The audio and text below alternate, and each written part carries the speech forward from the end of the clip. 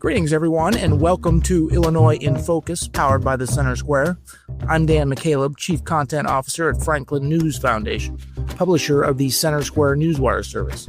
This week in Illinois in Focus, we'll discuss the controversial new measure that would regulate homeschooling in the state, concerns about President Donald Trump's expected executive order dismantling the U.S. Department of Education, and a bill that would restrict certain no-knock warrants. All that and more when we return. Some people would call him a loser. He ran for state office. He was beaten. He started a business. He failed. He ran for Congress. He lost. He was nominated for vice president. He lost again. But he knew only those who never tried are the real losers.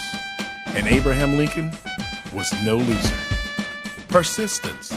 Pass it on. From the Foundation for a Better Life at values.com.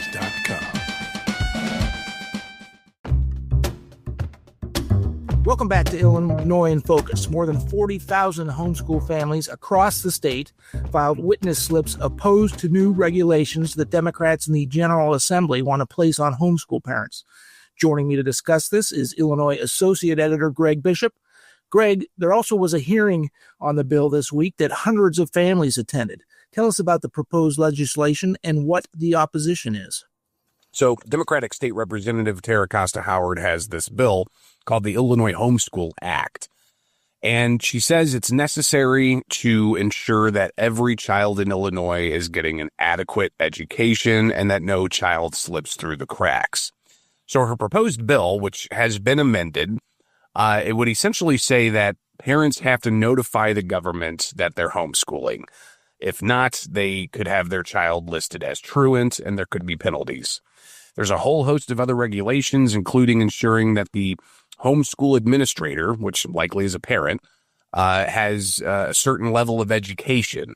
And there's a variety of other requirements in this bill that had homeschool parents practically up in arms. Being at the Capitol Wednesday morning, it was an 8 o'clock hearing, and you walk into the Capitol and people were flowing out the door trying to get inside. Just hundreds of parents all around the Capitol Rotunda, the first floor of the Capitol, holding up signs opposing the measure, saying protect homeschool, protect our education. And Dan, I got to talk with several homeschool parents. Interesting reactions as to why they homeschool. I heard the range of they don't want to be in a school that has indoctrination. They don't agree with the curriculum. They don't want, the government breathing down their necks. But others told me that homeschooling just works for their family.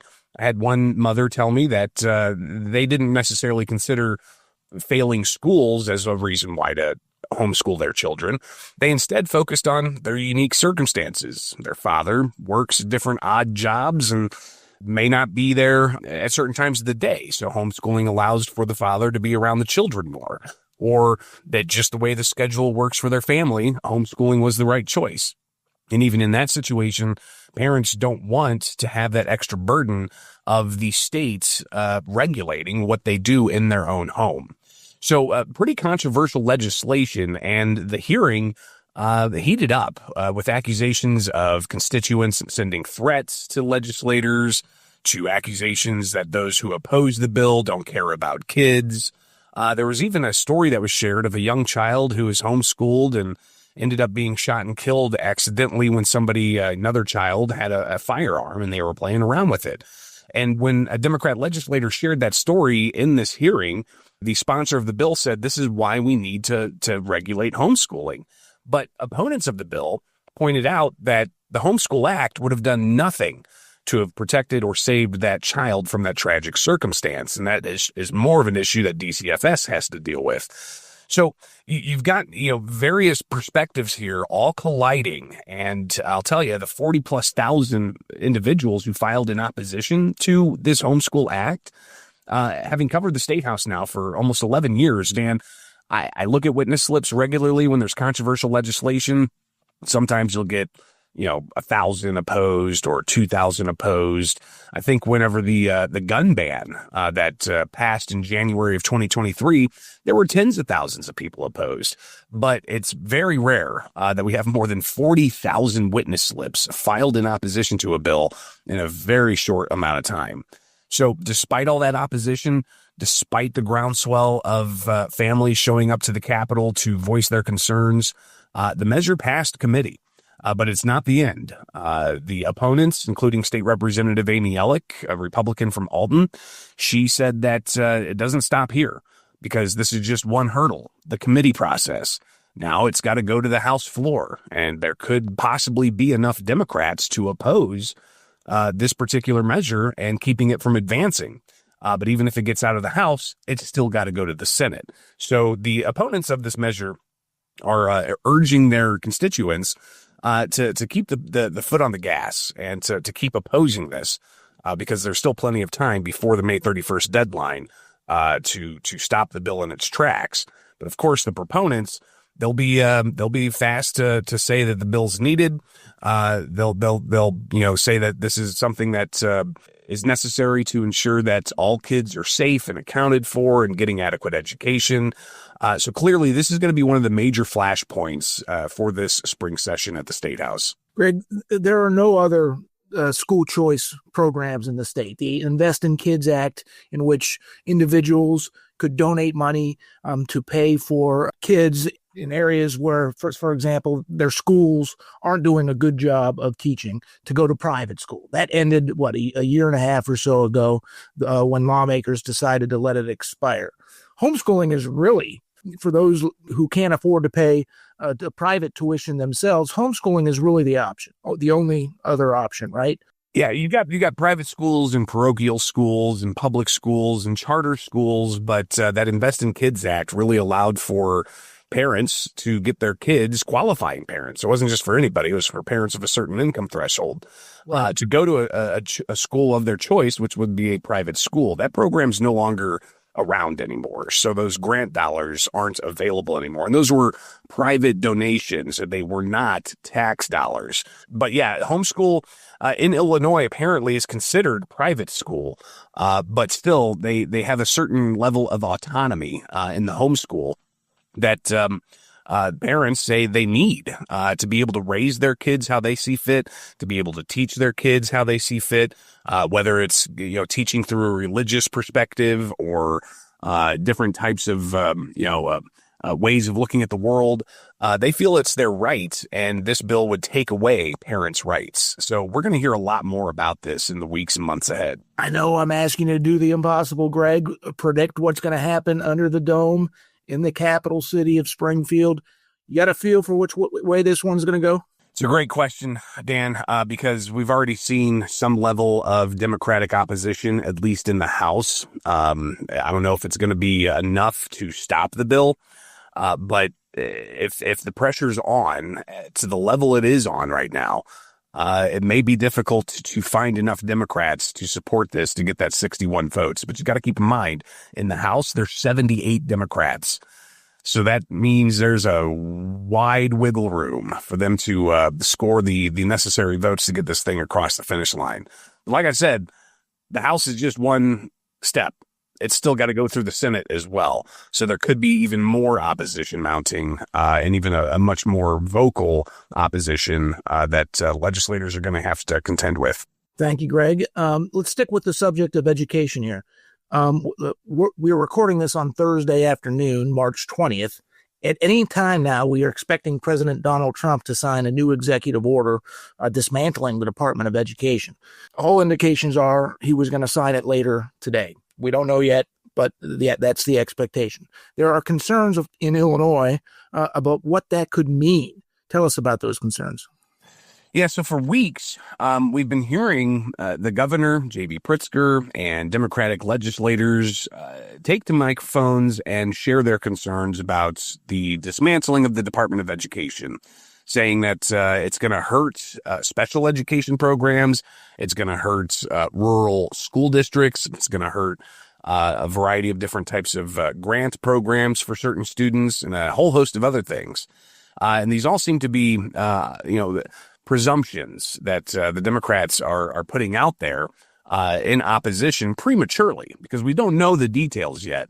But what we do know is that Donald Trump in the campaign ran as one of the points to close the Department of Education, and he won that election, not just getting the Electoral College votes, but also the popular vote.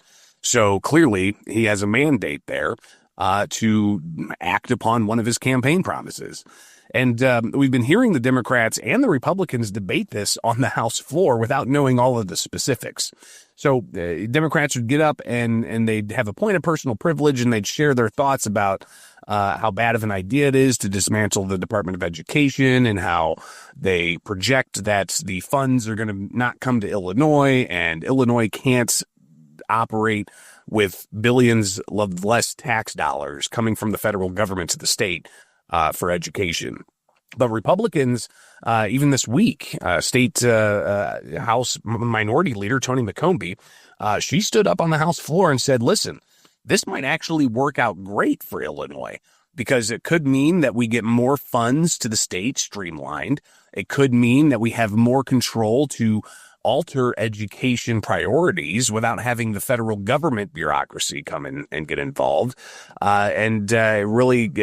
She called for collaboration on this issue, to look at it holistically and realistically, not to project what they think might happen.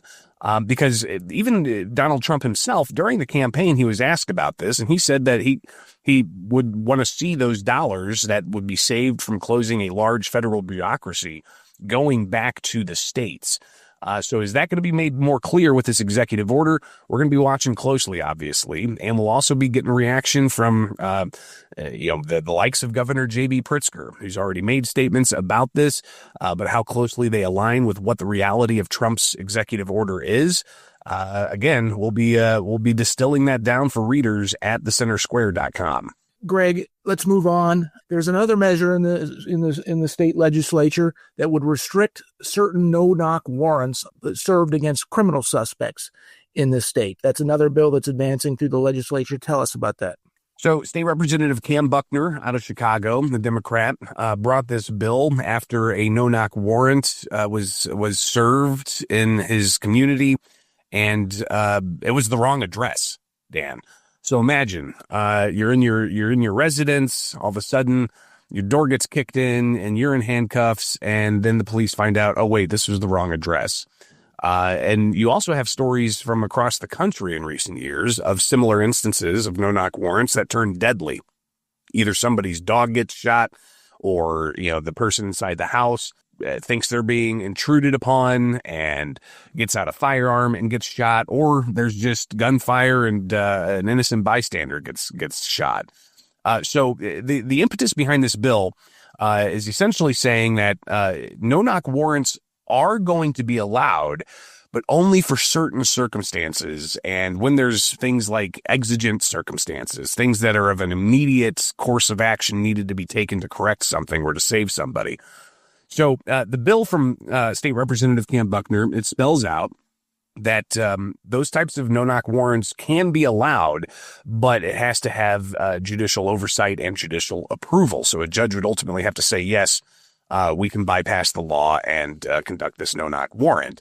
But outside of that, any other warrants would have to follow a certain protocol. And some of the protocol, Dan, law enforcement community kind of pushing back a bit. In particular, one says that the warrant can only be executed between the hours of, I think, 9 and 7. So 9 in the morning and 7 p.m. And State Representative Dennis Tipsord, he's a law enforcement officer. He was in the Judiciary Committee when Buckner was presenting his bill. And he raised a bunch of the issues, but that time frame one he stuck on a bit, saying that, doing this during the day, there's, some concerns of kids are in the streets playing. There's more people that might be moving around, going to and from work, and the streets might be a little bit more congested. And, if they need to get an emergency medical in there, it might be a little bit more difficult. So there's a lot of different factors in these very dynamic and dangerous situations that Tipsord said needs to be in consideration here. But some other regulations that Buckner's bill has includes making sure police announce themselves, making sure that police have body cameras, making sure that police never point firearms at children, making sure that there's emergency medical on standby. So a variety of different things. Now, while law enforcement opposed or had a lot of questions, I should say, I don't know if they were neutral or opposed, but they definitely have a lot of questions about this. A group did come out in support of it, and that was the Illinois State Rifle Association, the group that lobbies and fights in courts for gun rights in the state of Illinois. They actually sided with Buckner on this bill because they say their constituents, gun owners in the state of Illinois, are law-abiding citizens, and they know the law and they know how to use a firearm. And Ed Sullivan with the Illinois State Rifle Association laid out in committee saying that it could work out like this. No-knock warrants being executed. Law enforcement comes up to the house. Likely the gun owner has a dog. The dog alerts the gun owner. The gun owner thinks that there's a danger that's about to breach his house. So he grabs a firearm, and then things can turn real ugly real quick if the law enforcement there to execute a warrant doesn't announce themselves. So you could see how that volatile situation could turn deadly. And that's one reason why the State Rifle Association sided with Buckner on this bill to support it, saying that they don't see any reason, really, outside of very few and rare situations where no-knock warrants need to occur. And in the regular course of serving a warrant, they say that there's no reason that these should turn deadly in any circumstance.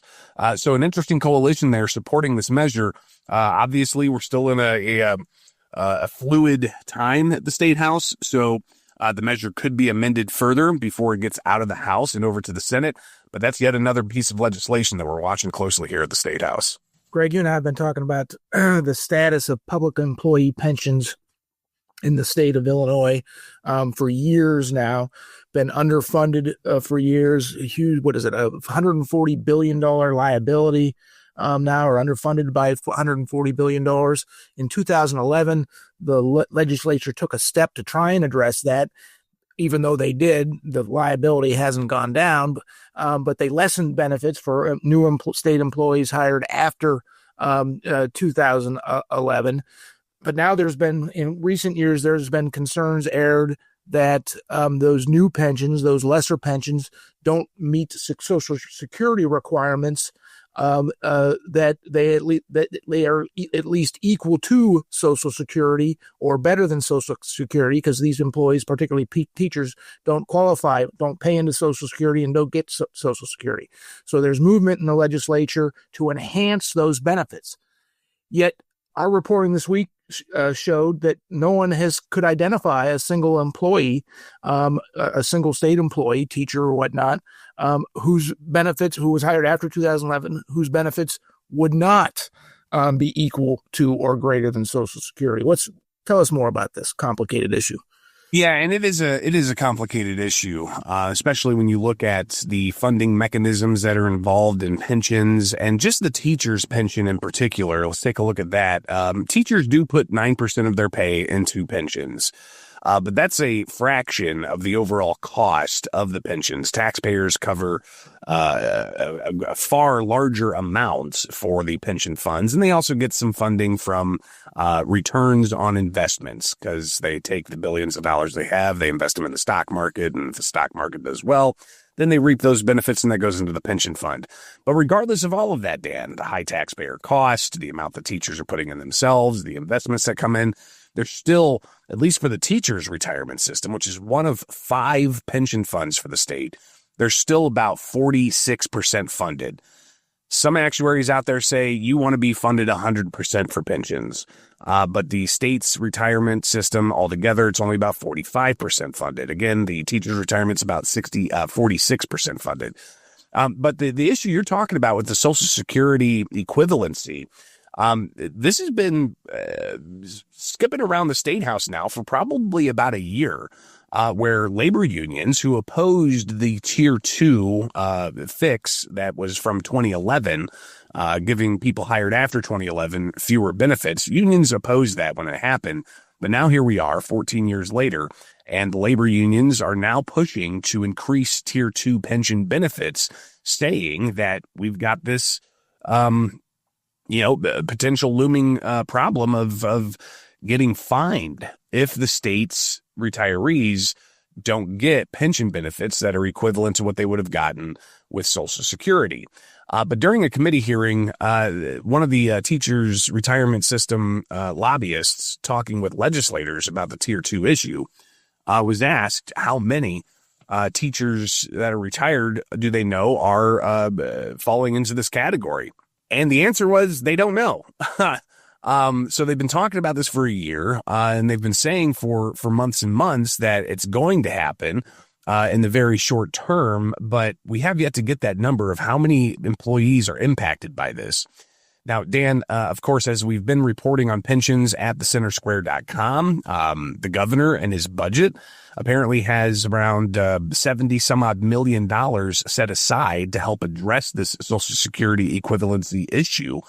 But State Representative Stephen Reich said when he delved into that number, he found that that's only going to cover 3 pension funds, and that doesn't necessarily address all of the other pension funds that could be impacted by this issue if it indeed becomes an issue. And the overall cost estimated by one group in particular, Siegel, they do financial analysis. Stephen Reich, he said that their report indicated that this is going to cost taxpayers $6+ billion over several years of increased cost if they have to increase the benefits for Tier 2. But it's a lot of speculation at this point, and a lot of actuaries that the various proponents of this put out there say that it's going to happen. It's just a big question of when exactly they anticipate it to happen and just exactly how much of a taxpayer cost that's going to be. Thank you for that, Greg. One final story here. Another topic we talked about exhaustively. Back in 2009, the state doubled its gas tax, and every year since, it increases again annually based on the rate of inflation. Illinoisans pay the second highest gas taxes in the country. That money was supposed to go towards road maintenance, building new roads, etc. A new report from Reason magazine says despite all the gas taxes that Illinoisans pay, the state's roads aren't all that great. Tell us about it. Yeah, and this is something I think people listening to this right now, driving on the roads, they're probably shaking their fists while they go to the gas pump and get hit with gas that is sometimes 30 cents more per gallon than neighboring states. And they're wondering, where's my money going? And this Reason report highlights how it appears, at least to the researchers at Reason, that the money that taxpayers are paying at the pump in Illinois doesn't really seem to be doing what the money's there to do. But we also, Dan, we have a situation too in Illinois where it's not just the state gas tax. That's 47 cents a gallon, which was doubled in 2019 from 19 cents then to double that. And then it was an annual gas tax increase pegged to inflation. We could possibly see even higher gas taxes on a local level. There's a measure that could advance at the State House that would give all municipalities, not just large home rule districts like Chicago, but it could give all municipalities the ability to increase gas taxes locally. The Municipal League has been pushing for this idea for years. They say it's needed so they can keep those investments locally, but when it comes down to it, can taxpayers really afford that? Convenience stores say they can't afford it because those convenience stores in border areas, those consumers are just going to skip across to Indiana or Missouri and get cheaper gas and buy all kinds of other things while they're in a different state. So, Greg, thank you for joining us today. Listeners can keep up with this story and everything we talked about at thecentersquare.com.